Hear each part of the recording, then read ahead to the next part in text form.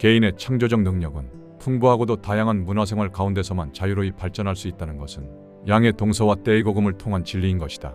앞으로 우리가 지향하는 협동적 민주사회는 개인의 독창적인 창의력이 충분히 발휘될 수 있도록 노력해야 할 것은 두말할 필요도 없겠으나, 그러기 위해서는 앞서 말한 바와 같이 우선 풍요하고도 다양한 문화생활을 영위하도록 노력해야 할 것이다.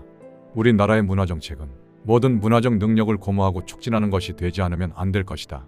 그러나 지난날의 우리의 역사를 살펴본다면 일제시대에는 일본의 식민지적인 지배체제 때문에 또는 해방 후로는 갑자기 끌어들인 형식적이며 사이비한 민주주의가 낳은 정치적 부패 때문에 사실상 모든 국민은 우리나라의 문화적 능력을 고무하고 촉진시킬 수 있는 형편이 되지를 못했던 것이다. 뿐만 아니라 문화도 일부 직업적인 인사들만이 마음껏 누릴 수 있었으나 특히 농어민이나 근로자는 이러한 문화로부터 멀리 떨어져 있었다. 그런가 하면 일부 또는 많은 도시민들은 사치와 방종과 유행을 문화인의 독점물인 것으로 그릇 생각하고 있었다. 즉 덮어놓고 외국산에 레텔이 붙기만 하면 좋은 걸로 알고 양풍을 풍기기만 하면 문화인인 줄 알고 울긋불긋한 네온사인이 번쩍이면 국민의 긍지가 올라가는 줄 알고 있는 사이비 문화관념이 우리 국민들의 마음을 사로잡고 있었다. 이제 우리는 국민 대중을 문화에 접근시키는 동시에 문화를 생활화해서 우리의 고유한 민족문화를 서로 이룩해 나가지 않으면 안 될 것이다. 그렇기 때문에 비록 우리나라가 현실적인 요청에 따라 우리가 지닌 문화를 다른 나라와 교류시켜야 될 경우라 하더라도 문화의 국제적 교류는 어디까지나 우리 문화의 주체성과 가치성을 찾았을 때 비로소 가능하기 때문에 우선 우리는 무엇보다도 먼저 우리 결의 고유의 문화를 발굴해서 보호하고 나아가서는 이를 다른 나라에 소개하는 한편 해외 문화의 자립적인 섭취를 기해서 서로 이해를 돕기 위한 국제 문화 교류를 촉진해야 할 것이다. 이러한 점에서 보더라도 문화재건이 우리에게 얼마나 시급한 문제인가 하는 것을 가슴 아프게 느끼지 않을 수 없는 것이다. 그러면 이렇게 시급히 요청되는 문화재건에 대한 나의 소신을 각 분야별로 간단히 말하기로 하겠다. 첫째, 인간의 정신적 주축을 이끌고 나가는 종교나 교회의 올바른 자세는 다른 종교와 다른 사상을 가진 사람을 동일한 가치의 인간이라고 인정하는 서로의 너그러운 용납에서만이 보다 더 실질적이고 많은 인간적 정치적 공동생활을 위한 확고한 기반이 될 것이다. 물론 국가는 종교와는 별개의 영역에 속하는 것이며 종교의 목적 역시 국가의 목적과는 다르기 때문에 그 나라의 정치적인 영합과 압력에서 독립해야 하며 국가는 그것을 인정하고 법률로 보호해야 하는 것이다. 그러나 종교적인 신도들도 자기가 처해 있는 사회적 사건에 대한 의무를 느끼는 사회적 책임을 짊어지고 있다는 점을 잊어서는 안 될 것이다. 다음으로 교육면에 대해서 잠깐 생각해 보기로 하면 무엇보다 인간의 재질과 능력을 자유로이 발전시키는 것은 교육과 교화에 의해서만 이루어짐은 두말할 필요가 없다. 그런데 오늘날의 교육과 교화는 저 공산주의적인 인간 회기라에 대한 저항력을 강화하는 것이 아니면 안 될 것이다. 젊은이들은 학업 및 상급학교에서 자유 독립 사회적 책임의식을 서로 존중하는 정신을 공동으로 기르고 민주주의와 국제 간의 상호이해의 과업에 참여할 수 있도록 집단적인 교육이 필요한 것이다.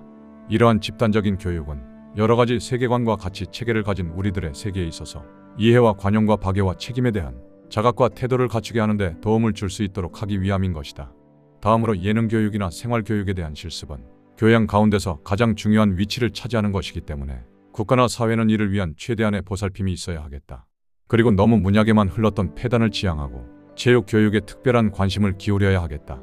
그리고 보통 교육은 과거처럼 형식상의 연장보다 실질적인 충실에 최선을 기울여야 할 것이고 직업적 노동을 하면서 직업학교 내지 특별교육시설에 갈 수 있는 별도의 교육 코어스를 만들어야 할 것이다.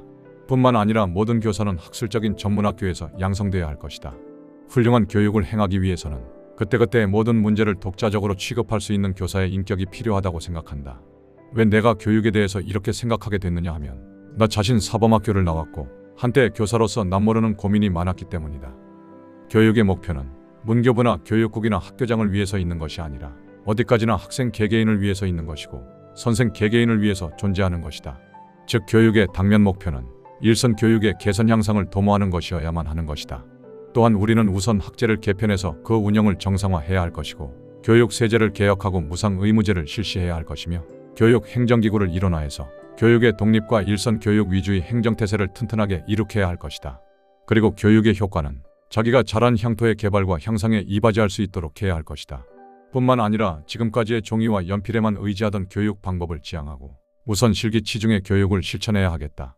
또한 입으로만 부르짖던 민주교육을 지향하고 형식에만 흘렀던 사회교육을 실질적으로 강화해서 민주국가 건설을 위한 기본자질을 길러야 할 것이다. 마지막으로 학문과 예술의 자유로운 연구 없이 그 나라가 역사상 오랫동안 이름을 떨친 나라가 없음을 우리는 새삼 기억할 필요가 있다. 그리고 그 학문과 예술에 대한 연구의 성과는 일반 대중이 쉽사리 접근할 수 있는 형식으로 널리 발표돼서 일반 대중의 생활 경험의 내용을 풍부히 하는, 즉 국가사회에 이바지하는 민주사회의 학문과 예술이 되어야 할 것이다.